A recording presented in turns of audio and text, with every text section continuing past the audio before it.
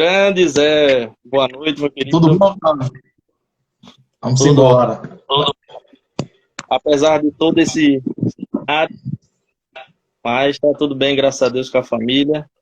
Tudo Vamos bem, começar tudo bem. a nossa Vamos embora. live. Espero que tudo bem com você também, sua família, né, seu filho? Tudo bem com você Massa. também, né? Tudo bem, tudo ótimo, Graças a graças a Deus. Vamos Deus. embora. Vamos Ah, embora. o pessoal já está acessando por aí. Deixa o pessoal entrar um pouquinho, né? Pra gente começar a Isso. brincar. Então, hoje, pessoal, enquanto o pessoal vai acessando, só para dar uma rápida introdução aí, né, os tópicos que a gente vai estar vendo, falar sobre o cenário da educação no Brasil, né? E os dados educacionais em meio à pandemia. Esse é o tema da gente. E aí tem muito pano para manga, né, professor Zé? Desde o ano passado que eu tive o prazer de conhecer o professor Mestre Zé aí, na ETE do Porto Digital, sempre a gente vem trocando ideias, informações, pesquisas na área, né, inclusive que a gente realiza também, e pontos extremamente importantes e relevantes para a educação, né? A gente sempre tem essa preocupação de uma educação de qualidade, né, com o ensino não só privado, como eu, o professor Zé também, professores da rede privada, mas principalmente, né, com a rede pública também, porque a rede pública a gente sabe que acolhe, né, a população mais, Mais e carente. sempre a gente tem essa preocupação, esse olhar que é extremamente importante para a gente preparar os nossos jovens, né? Então, inclusive, para quem não sabe, né, aproveitando aqui a introdução rapidinho, o professor Zé é um dos que me ajudou aí a idealizar o curso de formação, o primeiro curso de formação de analista de dados júnior aqui na ETE do Porto Digital, né? Então a gente trocou ideias junto, pensou o formulário junto, né? Mas foi Como a gente você. Mas foi você.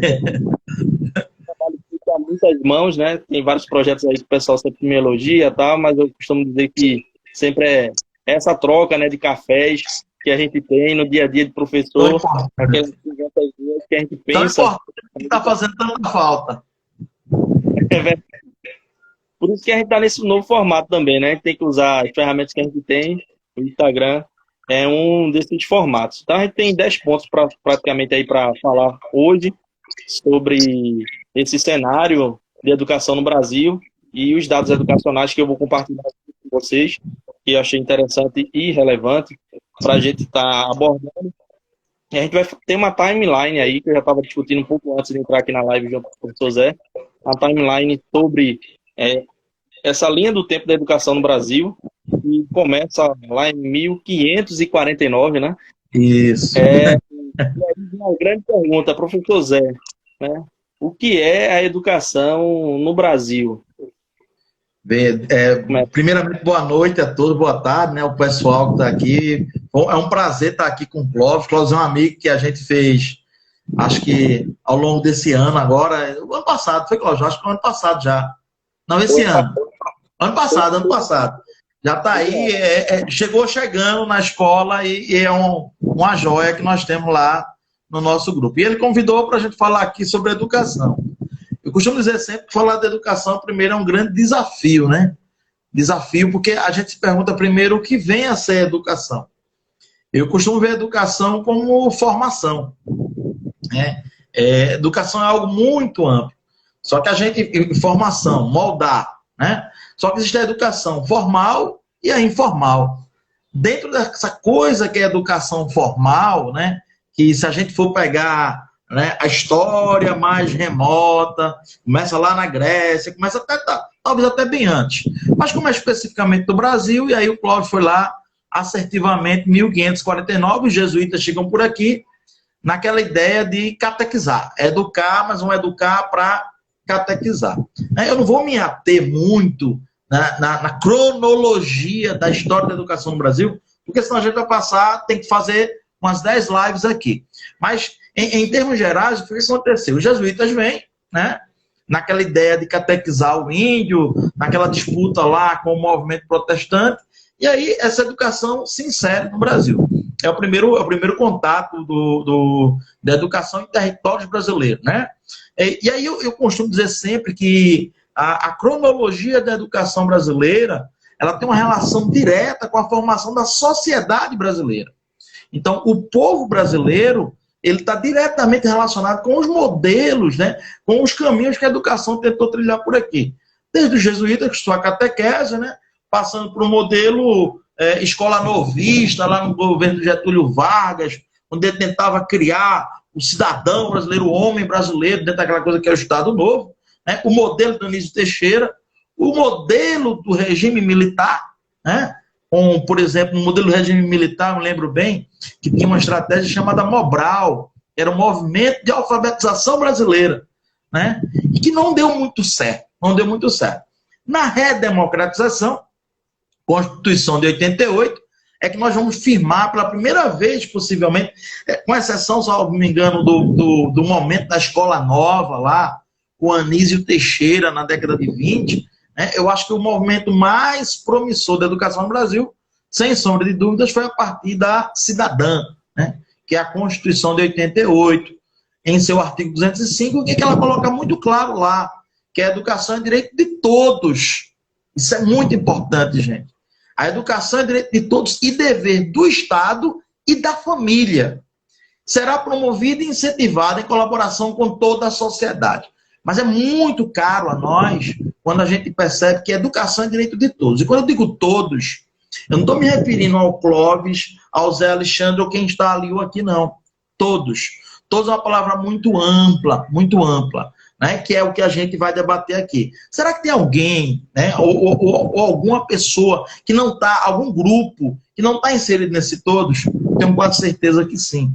Então é isso que a gente vai conversar um pouquinho por aqui. E aí, a partir da Constituição de 88, né, LDB, né, que LDB, as primeiras LDBs, que é a Lei de Diretrizes e Bases da Educação, né, que é o norte do modelo educacional formal no Brasil, ela é anterior, né, até a Constituição. Mas a nossa última LDB, que é de 96, né, a 9394/96, ela é o balizador da nossa educação.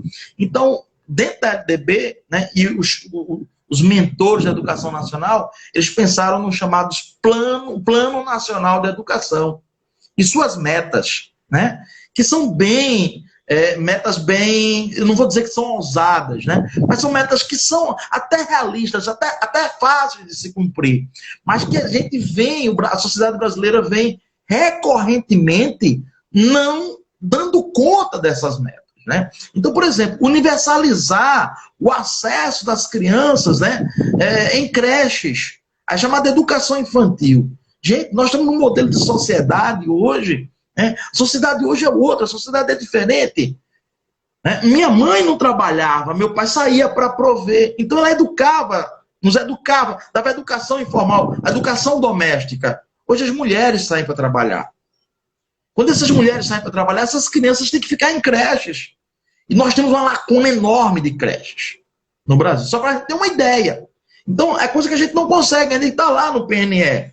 Né? A evasão escolar, as taxas de reprovação, que felizmente, né, as taxas de alfabetização, felizmente nós temos conseguido, aos poucos, encontrar essas metas. Outras nem tanto. Então, o que acontece? E de repente nós somos pegos de surpresa nessa coisa que já era um desafio, que é fazer a educação no Brasil. Nós somos pegos de surpresa agora com uma coisa chamada pandemia. E com a nova postura, né, que é algo muito novo para a gente, né, do atual governo, que desconstrói um pouco o que já vinha. Eu não estou dizendo com isso que é ruim, ou que é bom, que é muito cedo. Para um historiador, gente, é bom que a gente diga isso. Para um historiador colocar... Primeiro que emitir juízo de valor é complicado, né? Não cabe a mim emitir juízo de valor, se é bom, se é ruim, se é alto, se é baixo. Não cabe a nós emitir juízo de valor. Segunda questão, para a gente avaliar as coisas enquanto está acontecendo é complicado. O historiador tem essa dificuldade. O historiador tem que ter um tempo para poder avaliar as coisas. Mas que é algo novo. E que nos chama a desafios.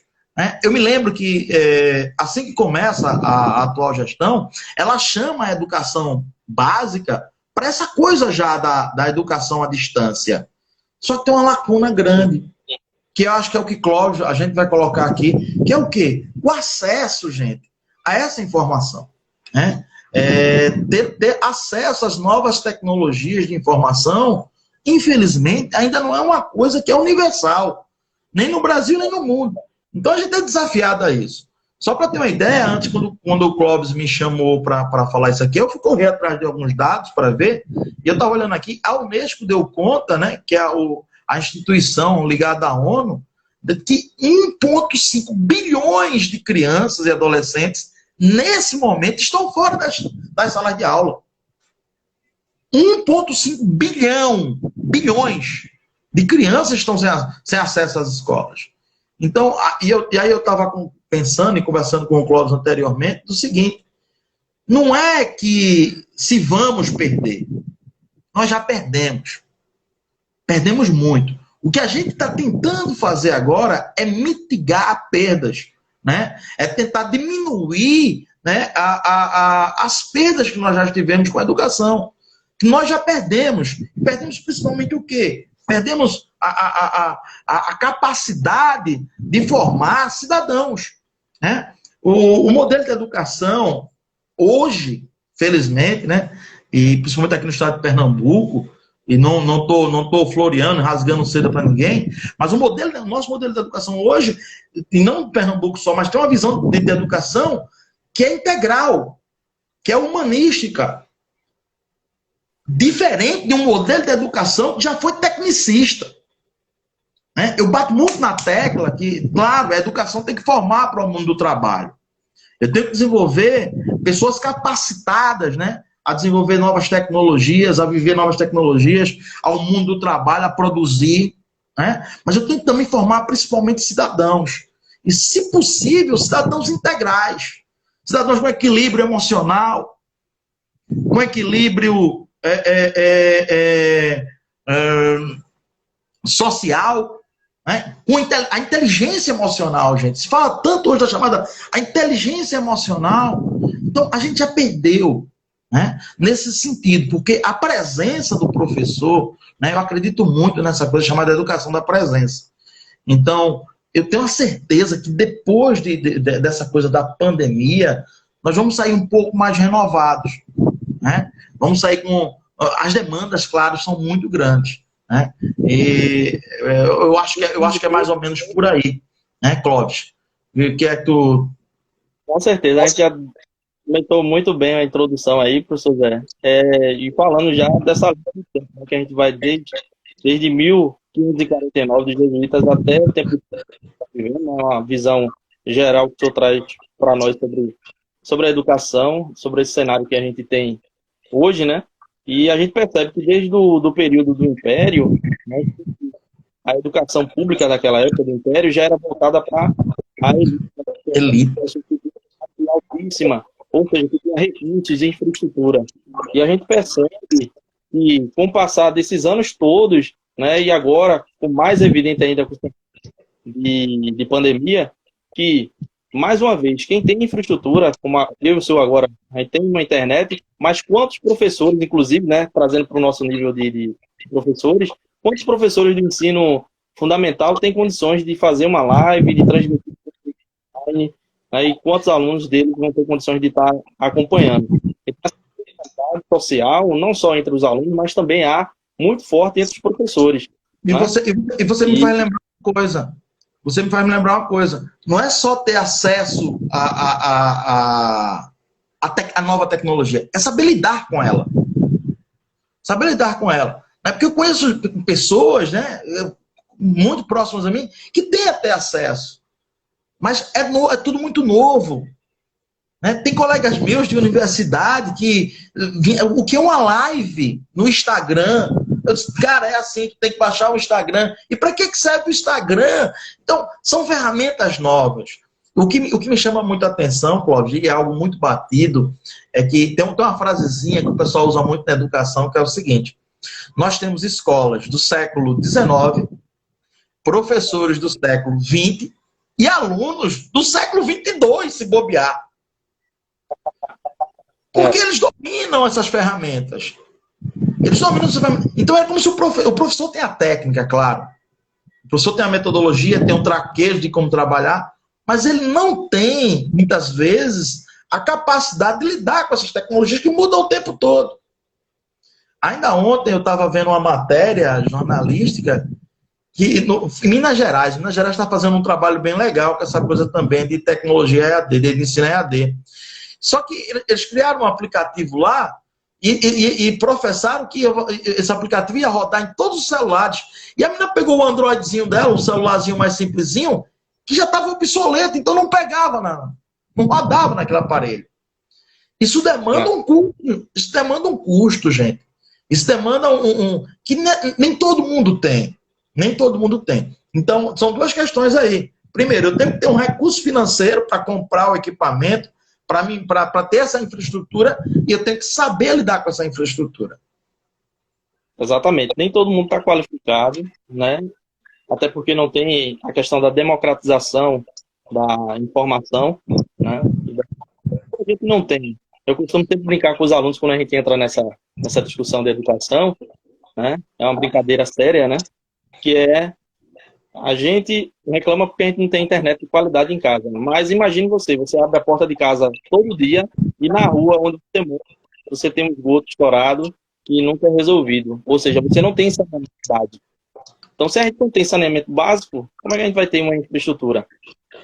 Claro que a infraestrutura de internet, né, básica hoje, é acesso à informação, é acesso a conteúdo, a dados, para a gente formar cada vez mais cidadão. E a gente precisa, esse cidadão que está em formação, né, que está em transformação, através dos agentes de educação, que somos nós, professores, ele precisa dessa infraestrutura básica. Mas aí a gente começa a refletir em outros cenários e a gente vê essa questão do saneamento básico. Tem um saneamento básico, internet boa, de qualidade, que eu consigo acessar. E isso nos faz a pensar e repensar como a gente pode melhorar a educação brasileira, né? Que são várias variáveis. Historicamente, a gente acumula muitos problemas e aí uma coisa que me chamou a atenção nos dados que eu estava conversando com o professor Zé é com relação a professores, né? Tem 46 professores, a 50% de professores que dão aula hoje, eles não são formados para aquela disciplina, né? E a gente sabe que isso também complica a análise de educação. Então, o censo escolar, o último censo escolar, que trouxe esse dado, né? De 6% a 50%, porque aí tem a variável, a margem de erro. Então, praticamente, metade dos professores do ensino médio tem essa dificuldade. Mas aí, uma coisa que mostra, né, detalhadamente, mas quando a gente vai verificar, a gente vê que o dado mostra isso, escancara isso, é que esses 50% de professores, né, na verdade, não é por falta exatamente a condição de trabalho que muitos não estão querendo entrar para ser professor. Há uma evasão de professores também, não só de estudantes do ensino médio, e aí há uma necessidade de colocar o professor em uma disciplina que ele não tem formação. É o famoso apagão educacional, né? A gente vivencia isso na realidade. Se você pega professores de determinadas áreas, de exatas, por exemplo, nós já temos um déficit muito grande, né, desses professores. E formar professor já é difícil. O modelo de formação da universidade também chama muita atenção a isso. Tradicionalmente, as faculdades, as instituições de ensino superior, hoje tem mudado um pouco mais, mas elas têm se preocupado em formar pesquisadores. Então, da necessidade de formar o professor, né? Formar o docente da educação básica, né, gente? Formar esse professor é muito caro à nossa sociedade. Professores capacitados, motivar o professor, para vocês terem uma ideia, uma das metas do Plano Nacional de Educação é que nós temos um plano de valorização do professor. Que esse professor tem que estar valorizado, né, para se sentir confortável para trabalhar na sala de aula, para formar gente. Professor forma gente, né? Então, o que acontece? Uma grande esperança que eu tenho, né, pós-pandemia, é que haja essa revalorização do professor. Quem é pai e como você, eu sei que é pai, Clóvis, e quem é mãe, está sentindo na veia, na pele, o que é você disciplinar uma criança para fazer uma atividade. Com certeza, eu tenho um filho de 7 anos, o Davi, e ele tá no processo de alfabetização. E nesse processo tem dia que eu não consigo dar atenção devida, né, devido às minhas atividades, tanto na rede privada no ensino superior, como no ensino médio, no ponto digital.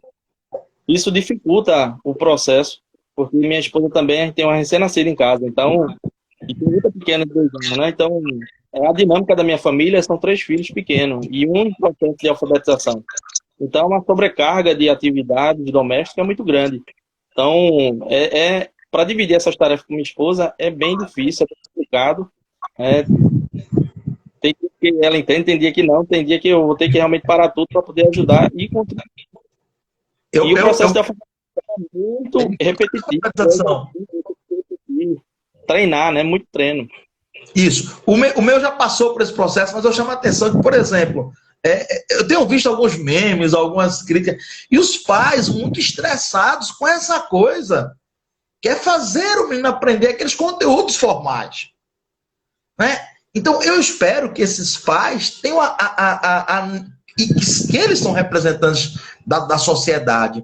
Que a sociedade, a partir disso, né, e algo que parece pequeno, mas que ela passa a valorizar o professor, porque esse professor, ele tem uma formação, ele tem uma experiência, ele tem técnicas, ele tem uma metodologia de como trabalhar, não com mas com 30 em sala de aula.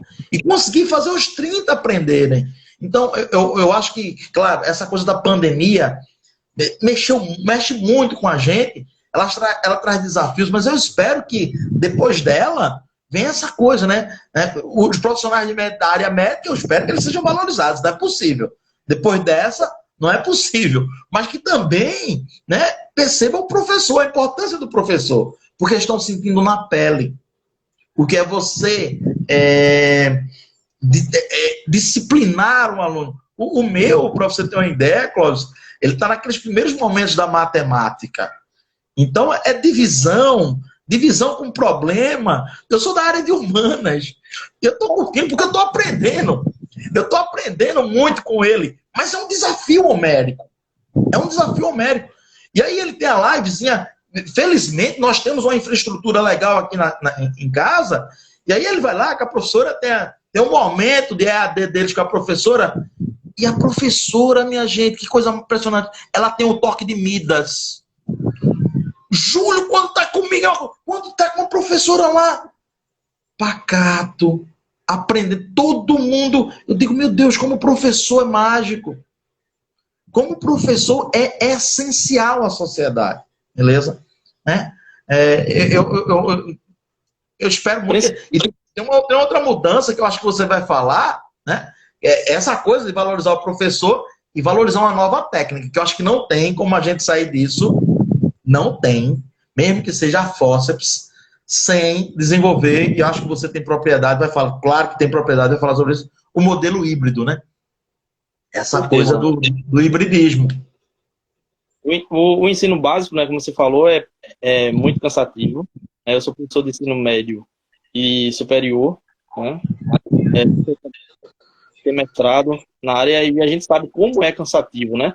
Infelizmente, a gente sabe que muita gente na sociedade enxerga o professor de ensino básico quase como uma babá, né? Que está trocando fralda ou fazendo algum tipo de serviço social do que o trabalho do ensino educacional de formação, né? Mas a gente tem que lembrar que aquele ser que está ali, aquela criança que está ali, é um cidadão. É um profissional indispensável, com certeza. E por mais que a gente veja tecnologia, né? Eu sou de tecnologia, como todo mundo aí que me segue conhece, com graduação e mestrado em ciência da computação, gestão de tecnologia, e eu sei que o robô vai substituir o professor. O robô vai auxiliar em rotina, né, de repetição. Por exemplo, correções de atividades que o robô pode fazer. E isso é válido. Inclusive, a instituição que eu trabalho já faz isso. E isso é interessante. E algumas atividades, mas como apoio e suporte. O trabalho criativo é insubstituível. O professor, com toda a sua criatividade... Como eu sei que você... Permita-me, como eu sei que você é leitor assíduo de Paulo Freire, né? O afeto é insubstituível. Como você disse para mim, o brilho nos olhos é insubstituível. O ensino híbrido eu acho que vem para isso também, claro. Ele é fundamental. Eu tenho me atualizado o tempo todo nessas ferramentas. Confesso que é um desafio. Às vezes lhe estresse, como você sabe, quando a gente está lá. Clóvis me ajuda nisso, Clóvis me ajuda naquilo. Mas eu concordo contigo perfeitamente. Não tem como a gente sair disso, o pós-pandemia, sem um modelo de educação renovado. É o que eu penso. Com certeza, Zé. E a gente sabe, né, que a tecnologia não substitui o professor. Tem um dado de 2015 do IDEB que mostra que no Ceará, né, a do ano infantil, né, foi prosseguindo. E uma escola que chamou bastante atenção, que tirou uma média de 9,8 no IDEB de 2015, que é o da prefeitura de Conramin, São Joaquim. Lá no interiorzinho do Ceará tem uma infraestrutura precária, uma escola bem complicada com relação à infraestrutura, né, o investimento de infraestrutura, mas mesmo assim eles conseguiram obter um resultado, mesmo sem tecnologia, com infraestrutura precária, acima, inclusive, de o colégio militar lá, que é muito bom, que é o Colégio Militar do Bombeiro do Ceará, e mesmo assim eles conseguiram ter uma média muito boa. O que a gente aprende com isso?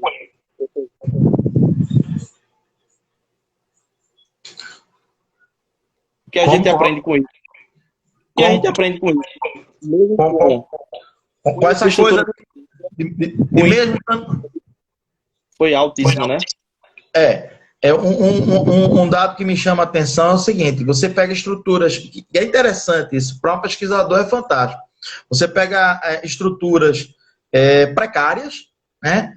Que você vai fazer avaliações externas, você vai fazer avaliações delas, e aí elas têm um rendimento altíssimo, né?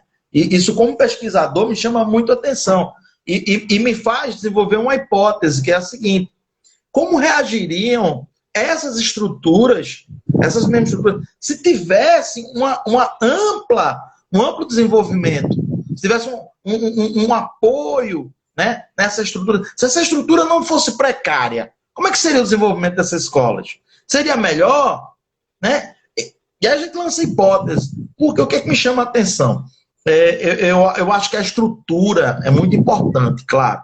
E não é só você ter o iPhone de última geração, não é só você ter a banda larga de última geração, é você ter principalmente, Cláudio, uma coisa que eu chamo muita atenção, uma estrutura doméstica para isso, né? Então você tem que ter, por exemplo, um apoio familiar, você tem que ter um ambiente adequado para esse estudante, né? Ele tem que... Uma coisa que os doutores, né, em educação têm falado, e eu tenho observado muito a fala deles, é o seguinte: você tem que desenvolver uma rotina. Não é tal qual se você estivesse na escola, mas você tem que desenvolver uma rotina que lhe favoreça esse aprendizado. Isso é infraestrutura também, gente.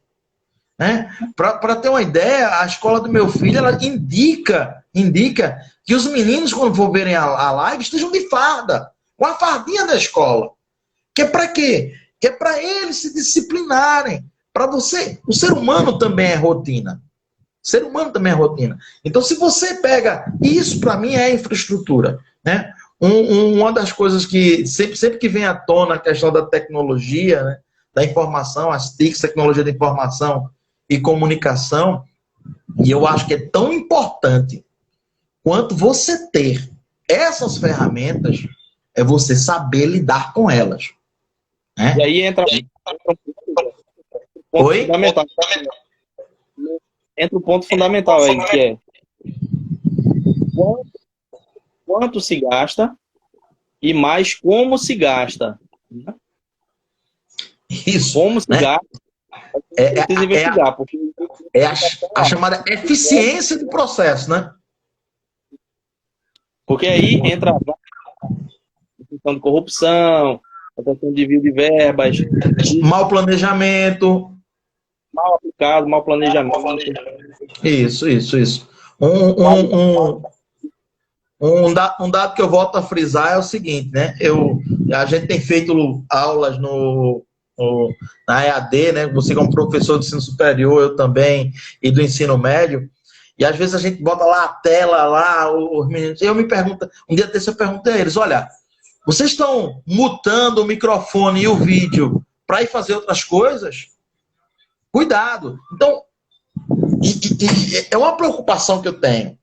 Porque a tecnologia, gente, ela tem uma capacidade de entretenimento fantástica. Né? A infinidade de entretenimento é fantástica da tecnologia. Então, como é que eu, professor, vou desenvolver técnicas para prender o menino na minha aula? EAD. A gente está em sala de aula, a gente sabe, muitas vezes o menino diz, puxa vida, aula de novo daquele professor, e aí o cara passa lá 120, 100 minutos lá de aula, né? E o cara está cansado. Puxa vida, se 100 minutos de aula em sala de aula, né? Pesquisadores já dão conta de, por exemplo, a gente só consegue se apropriar de cerca de 20% de uma hora aula. 20% você está focado. Isso presencial. Eu fico me perguntando, EAD. Então, nós, professores, temos que nos desdobrar. Porque eu estou aqui em casa. Enquanto eu estou aqui com você, o celular está aqui, eu estou mexendo, eu posso estar vendo outra coisa. Né? E eu fico pensando isso com crianças, com jovens, né? Então é um desafio.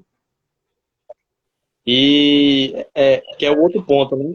Falou um pouquinho de infraestrutura negativo, positivo, né? Relacionado à infraestrutura de internet, de ocupação de espaço dentro de casa, mas tem outros dois pontos extremamente importantes, que é exatamente esse, né? A questão do nível de déficit de atenção. Eu identifico meus alunos, independente de nível inferior ou médio, e eu identifico também a questão emocional, né? Muitos alunos com problemas emocionais que a gente sente e agora estão sendo potencializados pela internet. Então, assim, imagine um aluno que ele tem problemas emocionais, prestar atenção, focar, por exemplo, numa aula agora que vai ser na live aqui no meu Instagram. Ele está aqui focado e saber que tem outras coisas até mais interessantes de reconhecer. E tem muitos assuntos, muitas coisas que podem ser mais interessantes, né? Inclusive no YouTube, né? Como eu sempre gosto de brincar. Ó, essa aula que eu estou dando aqui a vocês podem encontrar também nesse canal aqui no YouTube. Aí eu digo lá o nome do canal. Esse professor aqui, inclusive, ele explica melhor do que eu. Não tem problema nenhum dizer isso. E os alunos ficam olhando assim. Aí, professor, começa o meu canal no YouTube é mais de palestra, alguma live e tal. Não é focado no ensino sobre algum assunto específico. Né? E aí eu recomendo alguns canais que é como se fosse um canal oficial, mas eu acabo compartilhando. E esse processo deve passar também pelos professores que estão vivendo essa pandemia, né? Entender que você tem parceiros, como a gente, por exemplo, né? Você é professor de história e eu sou professor de computação, de engenharia de software. Aí alguém pode dizer, impossível fazer uma live com esses dois, né? Não tem nada a ver, história é totalmente... Pelo contrário, a evolução da tecnologia é a história da humanidade. E é extremamente importante, né? Então, essa relação que eu fiz no início aí dessa com relação à atenção é muito... Por exemplo, na última pesquisa que eu fiz no ensino superior, eu identifiquei que 21,4% dos meus alunos, eles têm déficit de atenção. Isso eles percebem e relatam. 57,1%, quase 60% deles não quiseram o né? E sobre a infraestrutura, né, no nível superior, eles falam que 28,6%, né? 28,6% aí, 28% desses meus alunos, eles falam que tem problema, assim, de infraestrutura, de internet e de espaço adequado. No ensino médio, a última pesquisa que eu fiz, 14% fala que tem algum nível de déficit de atenção. E 40,7% fala que tem problema de internet, de estrutura, tem problema de espaço adequado em casa. Então, são quase a metade, né, dos alunos. E aí, como eu vou criar instrumentos para avaliar esse aluno nessa situação, adequado, se sente confortável e aptos a aprender? Quando você coloca esses dados, né, me vem à tona e aí me vem, pululam ideias, né, aqui na cachola, o seguinte: como um momento é legal para a gente fazer experiências, para a gente fazer pesquisa de fato, né? Isso que você tá vendo. O que vai vir depois disso, né? Que eu estava conversando com minha esposa, que também é pedagoga, que já é fato que esses meninos, a geração da pandemia, ela corre o risco de viver um momento, um hiato no processo de formação educacional. E aí eu vou cutucar um pouquinho, né? Porque, por exemplo, felizmente o Enem foi adiado agora há pouco. O Enem foi adiado. Eu fico me perguntando o seguinte: se você pega uma estrutura tão dispar, né, em que os seus dados demonstram isso, né, e outros dados que a gente pega, gente, 30% apenas dos estudantes no Brasil têm acesso à internet de qualidade. Se você pega esses dados e você vai botar o menino para fazer uma prova rigorosa, que é o Enem, sem querer falar, mas já falando, eu como historiador, eu amo história da arte. E aí um determinado cursinho, para vocês terem uma ideia, um determinado cursinho da região estava oferecendo história da arte lá. Eu digo, poxa, vou me inscrever, né? Vou fazer a história da arte. Na minha inocência, gente, eu jurando que era 0,800. EAD. O cursinho era EAD. História da arte. A mensalidade do cursinho era R$100. R$100. Veja, perceba, né? A infraestrutura privada, ela não parou. Ela se desenvolveu, ela acelerou, ela botou, ela conseguiu, de certa forma, desenvolver chegar a um ponto de captar esses alunos. Mas esses alunos que têm, gente, uma condição social legal, né? Quando na realidade a gente não tem. A maioria dos nossos alunos, claro, onde o Clóvis ensina, lá no ensino médio, onde eu ensino também, é algo muito heterogêneo, claro. Mas a gente tem realidades no Brasil afora, né? Eu estava vendo matérias essa semana da zona rural, gente. O que falar da zona rural? A zona rural. Indígenas, né? Quando a gente... Isso, e aí eu volto a frisar, né? Tá lá, gente, o artigo 205 da Constituição. A educação é direito de todos. E é dever do Estado. Mas nós temos um Estado que, muitas vezes, é uma sociedade que é muito ingrata, né? E é muito ingrato com os de sempre. Os de sempre. Então, a gente, quando fala de educação, né, a gente às vezes não percebe o impacto instantâneo do que é educação. Eu costumo dizer que a gente só percebe a ação de políticas públicas educacionais bem feitas depois de 15, 20 anos.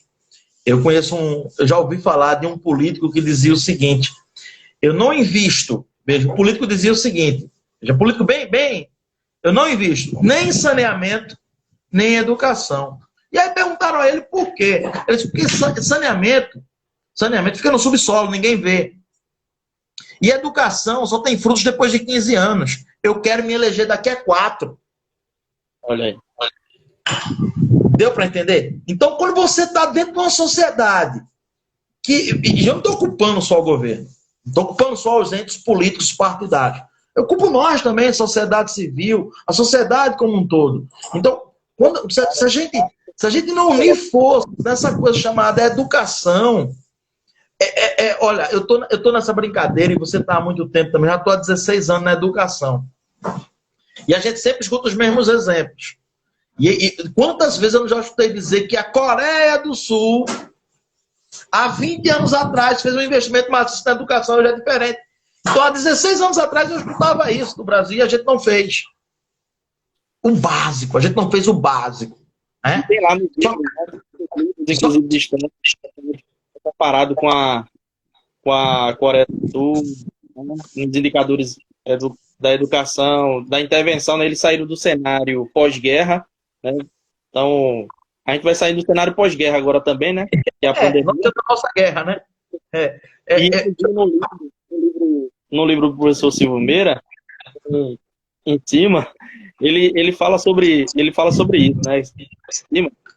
Então, os novos negócios para o Brasil, né? Ele fala sobre o processo de educação e ele fala sobre isso. Ele compara com a Coreia do Sul e ele fala aquela questão que você falou, o básico, né? Os pais e as mães saíram para trabalhar, mas tinha creche. O governo investiu em escola de ensino básico justamente para os pais poderem ter força de trabalho e fazer a economia girar. Né? Então, porque é um desafio para a nossa sociedade como um todo. A gente vê a educação como um projeto de nação. É um projeto de nação, um projeto de formação de povo. É um projeto de formação de gente. O que é que eu quero para o Brasil? Só que o que acontece? Né? Nós já tínhamos essa estrutura. E diga-se de passagem, permita-me falar, viu, Clóvis? Eu faço essas comparações com modelos de Coreia, Finlândia, mas eu acho que nós temos que desenvolver o nosso próprio modelo. Porque nós temos as nossas particularidades. Já passamos do tempo de desenvolver. Aliás, até temos excelentes ideias, mas que são procrastinadas, são dinamitadas. Mas eu chamo a atenção para o seguinte, essa coisa da gente necessitar, para mim, muito claramente, de desenvolver uma estrutura a mais básica possível. E o que é que acontece? No meio dessa confusão toda, nós, enquanto sociedade, somos chamados, veja só, o desafio. Nós, enquanto sociedade, enquanto elementos que estão na linha de frente da educação, somos chamados a lidar com algo totalmente novo. Então, é muito desafio, gente. Você tem que pensar o seguinte, se a gente não dava conta, estávamos engateando muito pouquinho, os índices têm aumentado, mas são muito poucos de desenvolvimento educacional, mas nós tínhamos deficiências. Então, para pensar, gente. Você tinha deficiências homéricas. Só que agora, né, a pandemia, ela veio para dizer isso, olha, eu não quero saber se tu tem deficiência, se tu tem eficiência, se tu está bem. A realidade é essa. E o que tu fazes? Né? Isso me lembra muito a esfinge de Édipo, né? Quando Édipo, o rei, vai lá na esfinge, ele chega para a esfinge diz o seguinte para ele, decifra-me ou eu te devoro. Ou você me entende, ou você morre. Né? Então, a educação no Brasil, ela é chamada a isso. Né? Nesse momento pandêmico, né? Que é um momento que historiador tem muito disso, viu, Clóvis? Historiador tem muito de futurologia, né? É um momento, espero eu, não apocalíptico, né? Espero eu, não apocalíptico, mas é um momento novo, né? E eu digo o seguinte, para todos os meninos, e para mim e para você também, nós somos privilegiados dentro do ponto de vista histórico. Gente, ninguém nunca vivenciou isso na vida. Nós estamos vivenciando. Estamos sendo chamados a esses desafios. E aí eu me lembro muito do Nietzsche também, né? O Nietzsche diz o seguinte, que aquilo que não te mata te fortalece. Então, eu espero muito que possamos sair disso tudo muito mais fortalecidos. Beleza? Eu até brincava, né, Zé? Um pouquinho antes. Eu vou fazer essa live de verde porque eu tenho esperança. esperança. Oh, meu Deus. É, a esperança, enquanto historiador, sou viciado em mitologia grega, né? A esperança que foi a última coisa a sair lá da caixinha de Pandora, viu? É. Por isso que é a última lá e a gente tem que se apegar a isso mesmo, né? Eu acho que é mais ou menos isso. Tem alguma pergunta por aí, Cláudio? Tem não, não foi pergunta não, vem. Por enquanto não, né? A gente vai caminhando agora, né? Então, o que fica evidente no processo é a injustiça social, né? As diferenças ficam bem fortes, a gente percebe claramente isso, né? E, obviamente, né, não só com relação à parte financeira, mas, por exemplo, quem tem para aprender online vai sofrer mais ainda. Quem tem problemas emocionais para aprender online Vai vai ter sofrer mais. mais dificuldade de sofrer também. Então, por exemplo, nos meus dados aqui, né, que eu sempre estou de olho atualizando, é, para os alunos como eles preferem aprender. E 82,6% disseram que preferem aprender presencialmente, em sala de aula. Só 2% disseram que preferem aprender em sala de aula virtual. E 22,1%, né, ou seja, 22% disseram que gosta de aprender com ensino híbrido, né, com encontros presenciais e online. Então, eu acredito que esse crescimento do ensino híbrido, que muita gente nem conhecia, né, hoje está cada vez mais forte, é uma tendência que vai crescer, até porque futuramente a gente vai trabalhar aí meio que sistema de rodízio, não vai poder colocar 50 alunos dentro da sala, então vai ser necessário o rodízio, vai ser necessário trabalhar com ensino híbrido, porque tem alguns conteúdos que de fato você pode passar remotamente. Eu, Mas eu, tem outros que eu concordo, tem que ser presencial, precisa de um laboratório, uma infraestrutura para poder eu, acho, fazer alguma eu acho que, como você sabe, você é da área, né? Há muito mais tempo do que eu, essa coisa da tecnologia. Eu acho que é algo que veio para ficar, né? E é aquela coisa, olha, quem não conseguiu desenvolver, né, essas metodologias de ensino híbrido, né, ligado às TICs, tecnologias da informação e comunicação, você está sendo chamado agora e a forceps, né, a aprender isso, que é algo que vem para ficar. É algo que veio para ficar. Acho que não tem como. Eu acho que dentro da educação, é aquilo que eu estava dizendo a você. Duas coisas para mim são muito claras que vão ficar. Primeiro, essa questão, espero eu, que uma revalorização do professor. Né? E quando eu digo revalorização do professor, eu não estou colocando revalorização, eu não estou falando aqui de salário, não. Eu estou falando aqui, principalmente, da figura do professor como agente de transformação. um personagem capaz de ajudar o outro a se formar enquanto cidadão, enquanto humano. Né? Essa coisa do professor, a revalorização do professor, para mim é muito clara. E a segunda coisa que para mim também é muito clara, isso que você colocou, o ensino híbrido. Né? Só que uma coisa que eu fica até a título de pergunta para ti, Clóvis, a possibilidade desse ensino híbrido ele mudando e se ampliando, né? E é híbrido em que porcentagem? 50-50, né?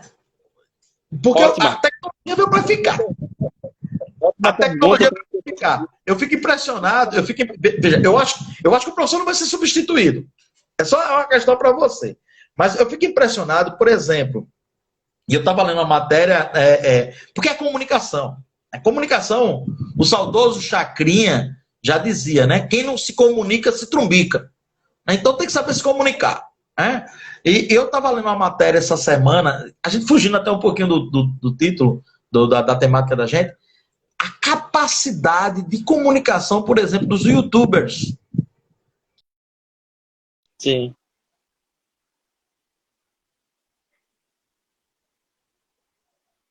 sim, a capacidade de comunicação dos YouTubers, né?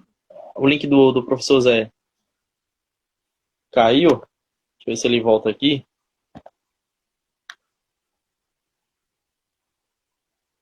E só aproveitando o gancho que ele deixou, Só Opa! aproveitando, voltou. Só aproveitando o gancho que tu deixou aí, sobre a capacidade do YouTuber e essa capacidade né, de comunicação e tal. Meu canal do YouTube eu criei justamente com esse objetivo, né? De aos poucos a gente ir fazendo, criar conteúdo de sala de aula mesmo, dia a dia, conteúdo de extras e, e realmente preparando esse ambiente extra, né, para os alunos. E, assim, perguntando o que eu fiz sobre o ensino híbrido.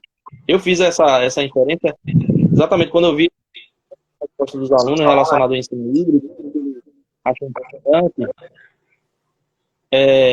gostaria de trabalhar com ensino híbrido, eu vi a possibilidade de fazer um ensino híbrido focado em grupos focais.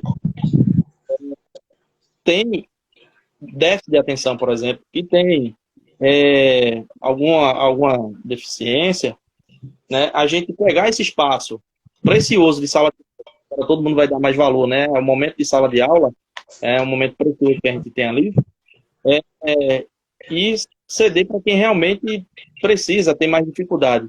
E alguns outros alunos que têm uma outra estrutura e conseguem, né?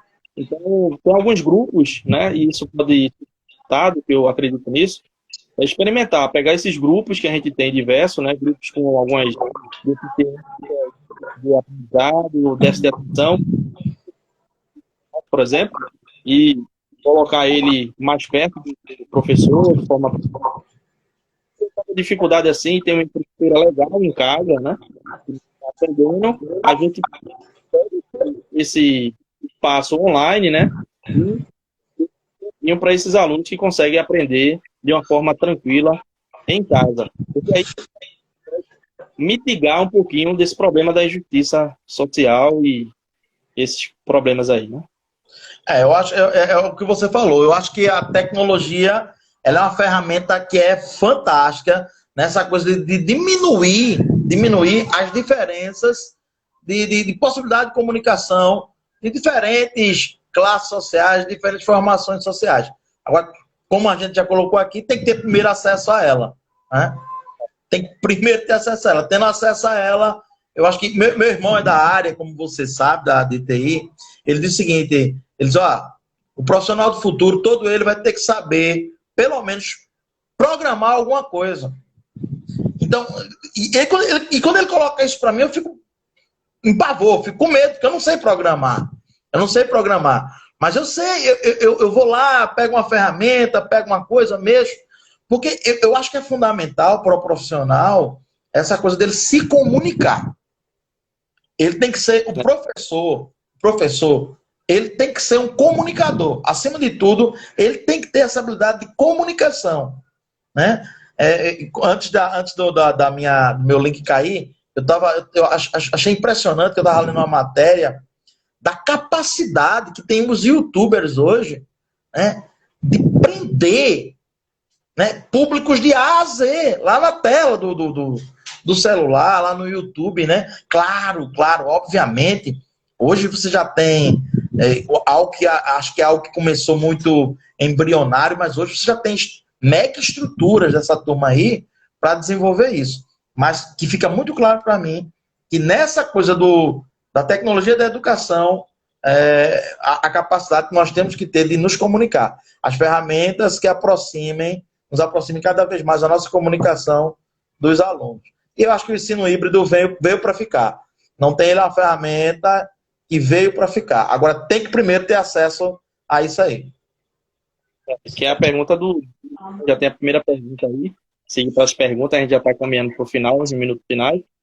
O Dylan pergunta, né?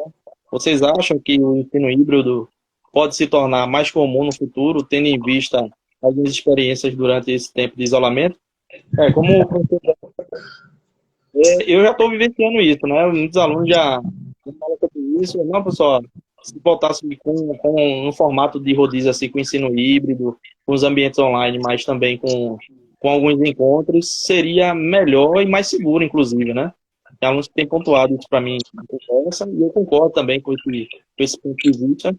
Só tem uma dúvida em relação a essa fase que a gente não está na curva descendente, né? A gente está na curva ascendente ainda, né? E já vai ter algumas atualizações, e é no futuro que já hoje, que eu acredito, que vai estar implementando isso cada vez mais. Vai ser uma prática que vai ser implementada com certeza. Vai ser uma prática cada vez mais comum no dia a dia escolar, mas eu chamo a atenção o seguinte, que é uma prática que nós temos que também aprender a desenvolver.